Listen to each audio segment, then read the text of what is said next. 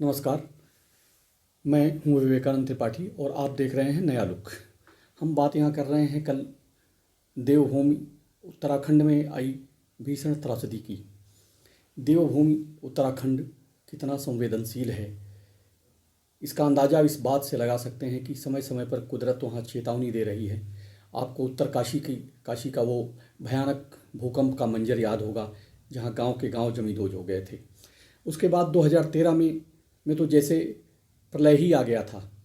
4000 लोगों ने जान गंवा दी, परिवार के परिवार साफ हो गए, गांव के गांव साफ हो गए, अरबों की क्षति हुई, लेकिन हम चेते नहीं। वैज्ञानिक बार बार ये कह रहे हैं कि हिमालय का ये पूरा रेंज शैशवावस्था में है, वहाँ बड़े पक्के कंक्रीट के निर्माण न कराए जाएं, बड़ी परियोजनाएं न चलाई जाएं।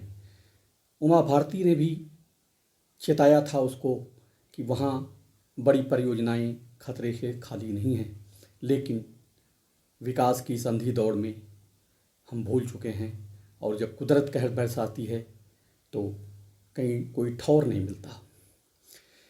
ये ग्लेशियर जहाँ कल टूटा है, ये वही गांव है जहाँ से गौरा देवी नाम की एक महिला जो अनपढ़ थीं, उन्होंने चिपको आंदोलन शुरू किया था।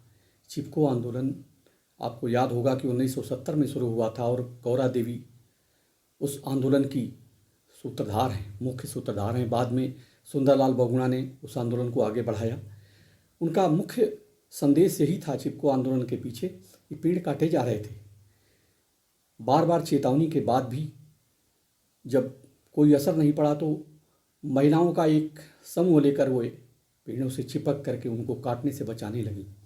उनका सिर्फ यही संदेश था। एक गांव की महिला, इतना दूरदर्शी सोच कि वो जान रही है कि ये पेड़ कितने बड़े हमारे कवच के रूप में हैं और अगर इनका विनाश हुआ तो कितनी बड़ी आपदा हम झेलेंगे, मगर हुकूमतें शायद उनके संदेश को नहीं समझ पाईं और बड़ी बड़ी अट्टालिकाएं खड़ी कर लेना वो विकास का मॉडल समझ रही हैं।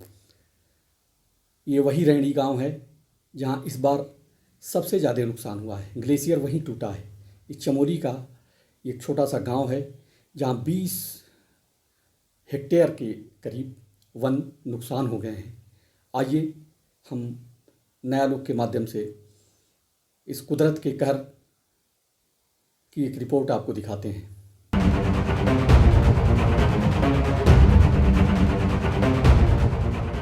2013 के बाद यानी 8 साल बाद गंगा फिर तबाही मचा रही है। उत्तराखंड के जोशीमठ में आज फिर तबाही आई है। तबाही का आलम यह है कि नंद प्रयाग तक अलकनंदा आ चुकी है।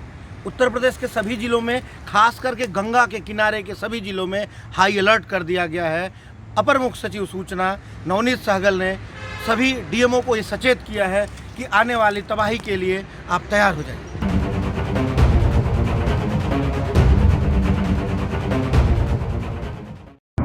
मित्रों, इस समय मैं तपोवन में हूँ। इस समय बहुत खतरनाक यहाँ से ऊपर से कोई तार टूटा हुआ है जो इस समय इस नदी को क्या बोलते हैं, विष्णु प्रयाग धौली गंगा जो है तबाही मचा रही है।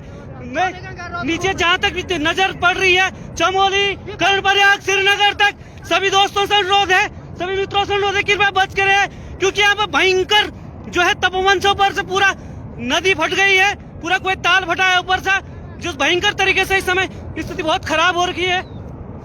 कृपया ध्यान दें सभी लोग। इस समय जो यहाँ पे है पूरा भयंकर तरह से तबाही मच रही है, इसलिए ये देखिए, ये नदी जो है धौली गंगा ने यहाँ पे बहुत भयंकर तबाही मचानी शुरू कर दी है।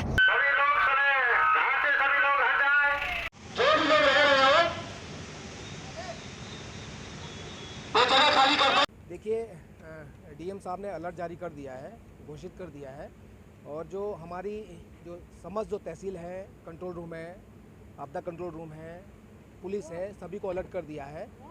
और साथ